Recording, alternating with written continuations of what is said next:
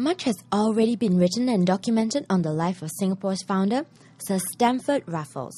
But now we are going to reveal the top 5 things that will surprise you about Raffles. Number 5. He started work when he was 14. His father, at the end of his life, obviously couldn't provide for his family and had to send Raffles out to provide for the family in some way. And Raffles always was always sad about having to go out to work, being taken away from school at the age of 14 and put in the offices of the East India Company. Number 4. He was a celebrity blogger of his time. But he was a great man. There's no question. He's a good man. He had weaknesses, obvious weaknesses. I mean, he is inclined to publicize his activities, which today we would think is bad. But it's like writing. What? It's like blogging. I don't know about that, but he wanted to keep his name forward in London, and so he'd write. Yes, I suppose. Number 3. He was scalped by one of his best friends. On the day of Raffles' death, his friend Sir Everett Home, who was president of the chairman of the Royal College of Surgeons, was brought in to do an autopsy, and he knew, of course, of the suffering of Raffles over the years with these headaches, which we now know is due to hemorrhaging of blood into the brain. And being a surgeon and interested, he couldn't wait to get Raffles' head off, and he found, in fact, in the brain this large coagulation of blood, amounting to what he said about the size of a pullet's egg, small egg. And I think it was really for this reason that examples of his hair survive, because simply his head was taken off.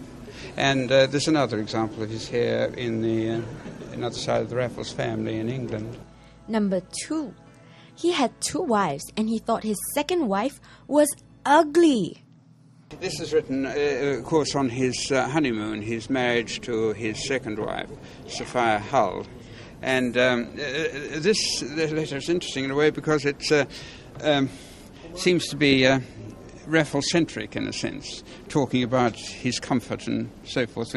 And it drew the ire of Emily Hahn when she was writing her biography of Raffles. She was very critical of that particular. Why was she critical of it? Well, if you read it, Raffles justifying his marriage in terms of his own comfort, more or less, was saying that his wife is not a great beauty and other things. Harsh. It would harsh, yes.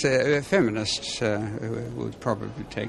And number 1, Raffles was the Ashton Kutcher of the 1800s. With umbrage. But he was happy in his second marriage, yes?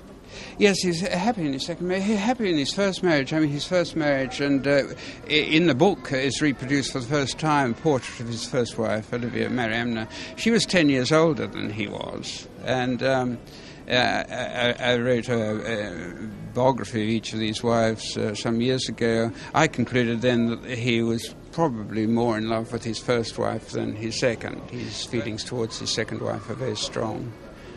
But if you like to go for the romantic angle, it's probably with his first wife. The collection, which features a lot of intimate details about Sir Stamford Raffles' life, including his relationship with his mother, will have several key items displayed in an exhibition at Marriott Hotel till the 5th of October. If you miss the exhibition, don't fear. 200 copies of the book, Letters and Books of Sir Stamford Raffles and Lady Raffles, will be donated to schools and libraries in Singapore.